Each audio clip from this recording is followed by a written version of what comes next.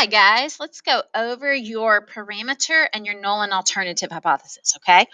So a couple of things that we're going to really check closely to make sure that you did correctly to lead us into hypothesis tests right. So here we go. This first one was just a measurement. We were measuring. So, right, mu equals, and this was the average. So if that's your mu, then the first word is going to be average. So the average length of all these parts in this shipment. And so the null hypothesis is that, so the claim was the 2 inches. But it says they need to say they want to meet the specifications for those parts. And we do not know if it's concerned about being bigger than or smaller than the 2 inches. Either way, it's bad because they have to meet those particular, be that specific size. So that's why I have a two-tailed here, not equal to. All right, now let's get into something really important here. And this is the idea that if you have a treatment or if you have something that you are checking and testing out, which you typically do, then we need to have that treatment in the parameter statement. So in this case, mu equals the average miles per gallon on all such cars, on all these kinds of cars, with the new carburetor. That is super duper important, with the new carburetor, because we already know. So we know that the current average miles per gallon is 24. Well, is this treatment, the new carburetor, making a difference and making that average actually now be greater than 24 miles per gallon? So that's what we're testing, is the average miles per gallon for cars that have that new carburetor. This is another example of a treatment that is occurring. So we are talking about proportion because this has a percentage in it. So this is about the proportion of the negatives, or the proportion of people who do not like the governor. So something to that regard, the proportion of people who don't like the governor or say bad things about him. But see, he had paid for a series of TV ads hoping that those impact the disapproval rate and make it less than 30%. So you must state that treatment in your parameter. So this is the proportion of the residents who express disapproval of the governor after these series of TV ads. Is it staying at 30%, or has it decreased?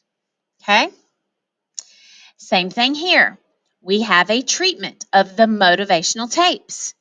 So and do also be careful that this is not the proportion of people who smoke, but the proportion of people who successfully quit smoking, who are able to quit smoking. And then we want to talk about the use of the motivational tape. So P equals the proportion of smokers who quit smoking or succeed in quit smoking after listening to the motivational tape, after using that. So that null hypothesis is, okay, if the treatment is not working, then the people being successful in quitting smoking will be the same rate, 20%. But if that treatment is being effective, then the rate that our quitting smoking rate will have increased. So the rate is getting bigger. Okay. These next two did not have a treatment in them. We were just testing a claimed amount. So mu was the average amount of soda in these types of 2-liter bottles.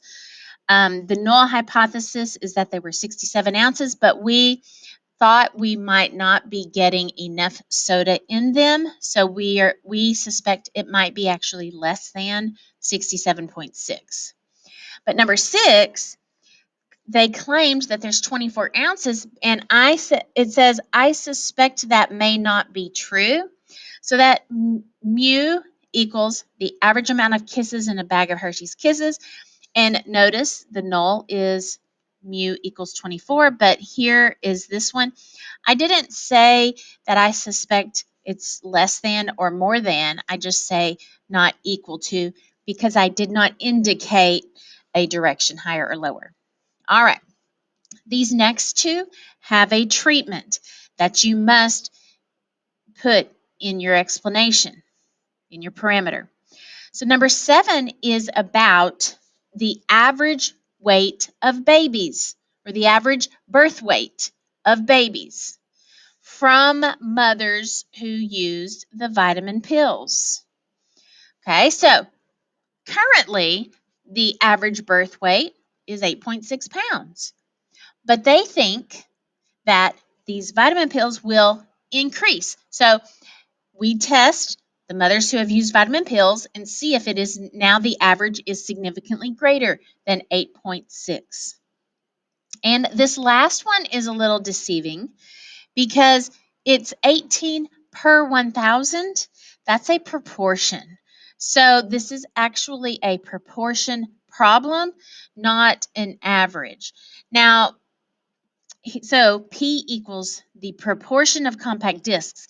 And so we were wondering, the treatment we were wondering about is having robots make the compact discs instead of humans. So P equals the proportion of compact discs that are defective when made by robots. Okay, so that was the treatment that we are testing. So the null hypothesis, that's the same, that is the defective rate with the humans. And so we start off saying, okay, if robots, if they are the same as humans, then it'll show that. If it is less, a significantly lower defective rate because of the robots, then we would have evidence of the alternative. Okay, so a couple things, making sure that you include that treatment if there is one, okay? Because that is what is we are checking and testing to see if it has created an effect. All right, so that's the start of our hypothesis testing.